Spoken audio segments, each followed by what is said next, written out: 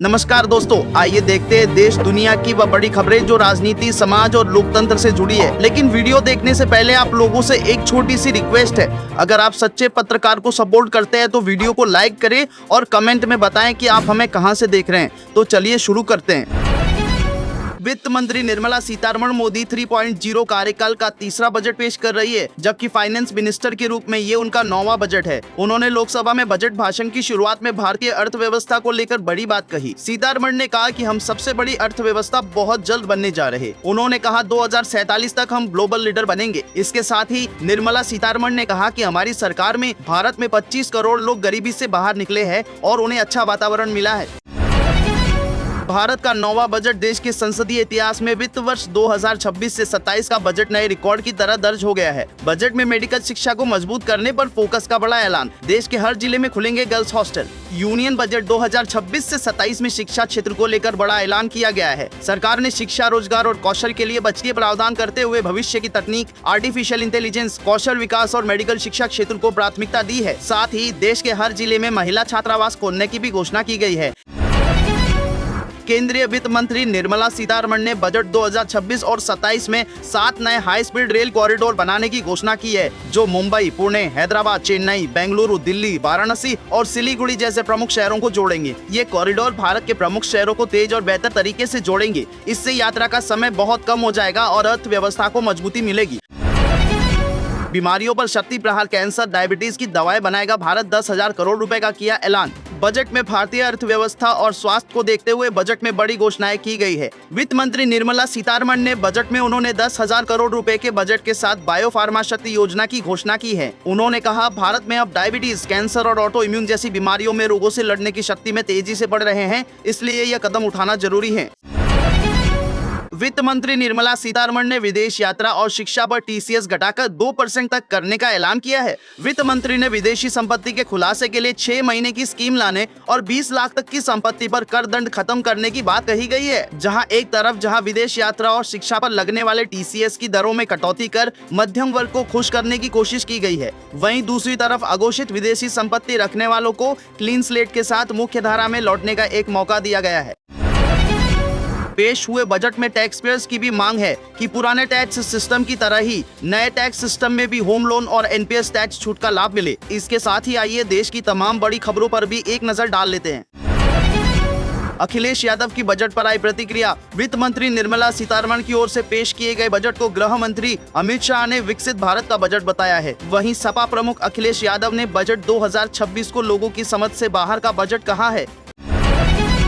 जिसका डर था वही हुआ। अजित पवार के जाते ही एनसीपी में हो गया खेला। बीजेपी की भी बढ़ गई टेंशन। महाराष्ट्र की सियासत में बड़ी खलबली मचने वाली है। अजित पवार के जाते ही उनकी एनसीपी में बिखराव हो गया है। अजित पवार वाला गुट 2 हिस्सों में बंट चुका है। एक हिस्सा शरद पवार के साथ जाना चाहता है तो दूसरा गुट महायुति के साथ बने रहना चाहता है। अब सवाल है कि आखिर इस सियासी भूचाल को अजित पवार के न रहने पर कौन संभालेगा। पटना के हॉस्टल में जहानाबाद की न्यू छात्रा की मौत के मामले में पुलिस ने 6 और लोगों को हिरासत में लिया है, जिनसे पूछताछ की जा रही है। एसआईटी ने हॉस्टल संचालिका और उसके बेटे से भी पूछताछ की ताकि मामले की अहम कड़ियों को जोड़ा जा सके। इस मामले की जांच कर रही एसआईटी में एक आईपीएस समेत 20 और पुलिसकर्मी जुड़े हैं। टीम में कुल पुलिसकर्मी की संख्या अब 50 हो गई है। यूजीसी के नियमों पर एससी के फैसले पर कुमार विश्वास का बड़ा बयान आया सामने। सुप्रीम कोर्ट ने यूजीसी के नए नियमों पर रोक लगा दिया। नए नियमों के खिलाफ 3 याचिकाओं पर कोर्ट ने केंद्र और यूजीसी से 19 मार्च तक जवाब मांगा है। सुप्रीम कोर्ट के इस फैसले पर कुमार विश्वास की भी प्रतिक्रिया सामने आई है। उन्होंने कहा कि सुप्रीम कोर्ट के इस निर्णय का स्वागत है। ये सत्य है कि हमारे दलित, पिछड़े और वंचित मित्रों के साथ शताब्दियों से बहुत अत्याचार हुआ है। ऐसे समय में सरकारों को और राजनीति को भी चाहिए कि कोई विभाजक रेखा न खींचे। भारत और यूके के एफटीए से पाकिस्तान परेशान, कपड़ा निर्यात ठप होने की आशंका। भारत और पाकिस्तान के बीच हुए मुक्त व्यापार समझौते से पड़ोसी देश पाकिस्तान परेशान है। अभी तक पाकिस्तान यूरोपीय देशों को जमकर कपड़ा निर्यात करता था। अब जबकि भारत के साथ समझौता हो गया है तो पाक को अपना निर्यात ठप होने का डर सता रहा है। 1 फरवरी यानी आज को 10वीं पास के लिए खुलेगा नौकरियों का पिटारा। रेलवे ग्रुप डी व जीडीएस की आ गई भर्ती। 1 फरवरी रविवार का दिन 10वीं पास युवाओं के लिए झप्पर फाड़ कर नौकरियां लेकर आएगा। रविवार को रेलवे ग्रुप डी के 22,000 पद और जीडीएस के 28,740 पदों पर भर्ती के लिए ऑनलाइन आवेदन की प्रक्रिया शुरू होगी।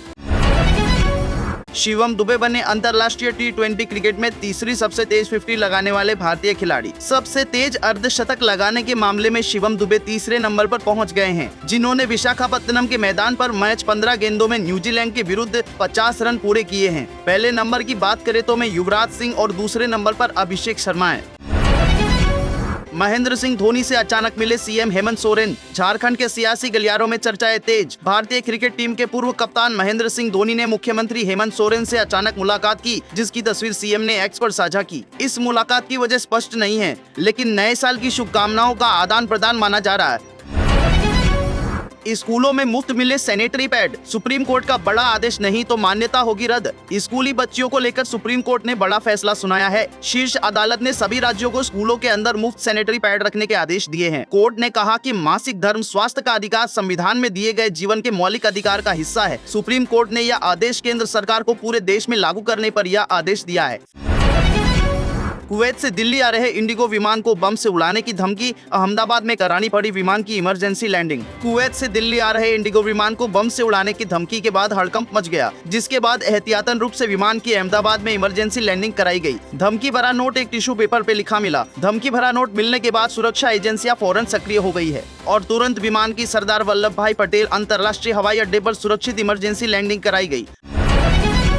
बर्फ की सफेद चादर में लिपटे गंगोत्री यमुनोत्री धाम। औली में फिर बर्फबारी, 3 फीट तक जमी बर्फ। बीते मंगलवार देर रात को जनपद के गंगोत्री सहित यमुनोत्री धाम, हरसिरी घाटी और खरसाली मोरी के ऊंचाई वाले क्षेत्रों में जमकर बर्फबारी हुई। साल की दूसरी बर्फबारी के बाद पहाड़ बर्फ से लकदक हो गए। बर्फबारी के कारण गंगोत्री और यमुनोत्री हाईवे सहित अन्य मुख्य मार्गों को खोलने में विभागों को 6 से 7 घंटे का समय लगा। बर्फबारी के बाद से धराली और गंगोत्री व मोरी के 10 गाँव में बिजली की आपूर्ति चालू नहीं हो पाई है।